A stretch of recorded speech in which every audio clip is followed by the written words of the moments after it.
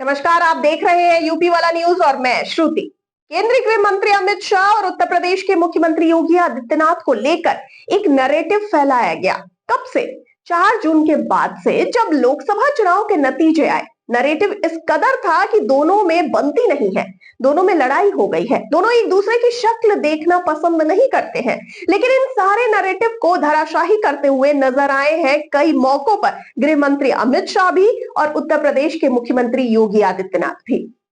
एक बार जब दोनों की फिर से बैठक हुई तो इस नैरेटिव को फिर से धराशाही करने में दोनों बहुत हद तक कामयाब हुए और अब तो लोग सोशल मीडिया पर लिख रहे हैं कि वाकई में जो फेक नैरेटिव फैलाया गया था उसका भंडा फूट चुका है।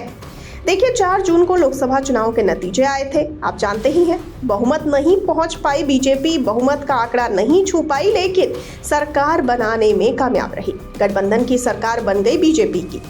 आप उत्तर प्रदेश में देखेंगे तो सीट कम हुई, इसका फायदा समाजवादी पार्टी को हुआ और ऐसे में एक नैरेटिव फैलाया गया कि अमित शाह की नाराजगी थी योगी आदित्यनाथ से, या योगी आदित्यनाथ पसंद नहीं कर रहे थे अमित शाह की कार्यनीति को।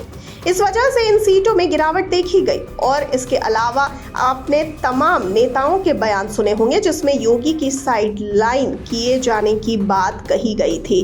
इन सब से इतर कभी सार्वजनिक मंच पर दोनों के बीच कभी तनातनी नहीं दिखाई दी, लेकिन एकजुटता जरूर दिखाई दे रही है, जो उन तमाम चेहरों के मुंह पर करारा तमाचा है जो फेक नैरेटिव सोशल मीडिया पर फैलाने की कोशिश कर रहे थे।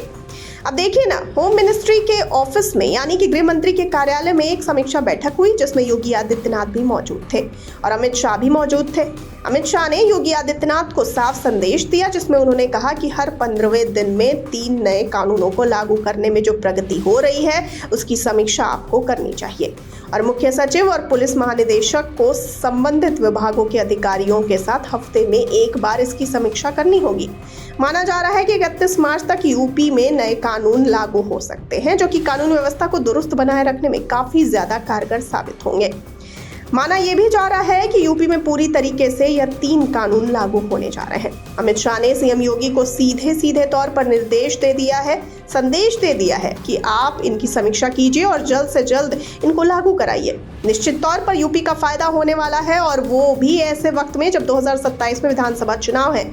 कुछ लोग तो यह भी नैरेटिव फैला रहे थे कि दिल्ली से लखनऊ की लड़ाई को हराया जाएगा, यानी विधानसभा चुनाव में योगी आदित्यनाथ को अकेला कर दिया जाएगा, लेकिन ऐसा कुछ नहीं है। बीजेपी के सारे नेता एक होकर, नेक होकर सेफ रहने के लिए आगे बढ़ रहे हैं और शायद इसीलिए बैठकों का दौर चल रहा है। ऐसे में देखिए कि यूजर ने कितना अच्छा ट्वीट किया है जो यह बताता है कि कोई लड़ाई नहीं है। ये शख्स लिखते हैं, आजकल योगी शाह की केमिस्ट्री बहुतों के पेट में मरोड़े डाले हुए है। तो वहीं एक और यूजर ने लिखा, अरे अब इस नैरेटिव का क्या होगा कि अमित शाह जी और योगी जी की बनती नहीं है। एक और यूजर ने लिखा, एक है तो सेफ है। फिर एक यूजर ने लिखा, 2024 लोकसभा इलेक्शन में इस झूठ को फैलाया गया, बाबा और काका एक ही हैं। एक और यूजर ने लिखा, प्रोपेगेंडा चलाते थे कि दोनों की बनती नहीं है, पर सच्चाई ये है कि दोनों एक दूसरे को बढ़िया सम्मान देते हैं और मिलकर काम करते हैं। जय हो। फिर एक और यूजर ने लिखा, जब ये दोनों साथ होते हैं तो कईयों के हाल बेहाल हो जाते हैं।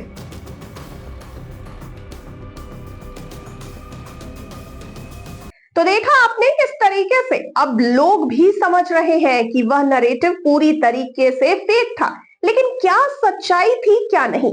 वक्त रहते उन मनमुटाव को सुलझा लिया गया, यह तो लोग जान सकते हैं। लेकिन फिलहाल आप इस खबर को किस तरह से देखते हैं, कमेंट सेक्शन में जरूर बताइए और साथ ही जाते जाते इस वाले वीडियो को कर दीजिए लाइक और शेयर और चैनल को सब्सक्राइब करना बिल्कुल ना भूलिए। मुझे दीजिए इजाजत, नमस्कार।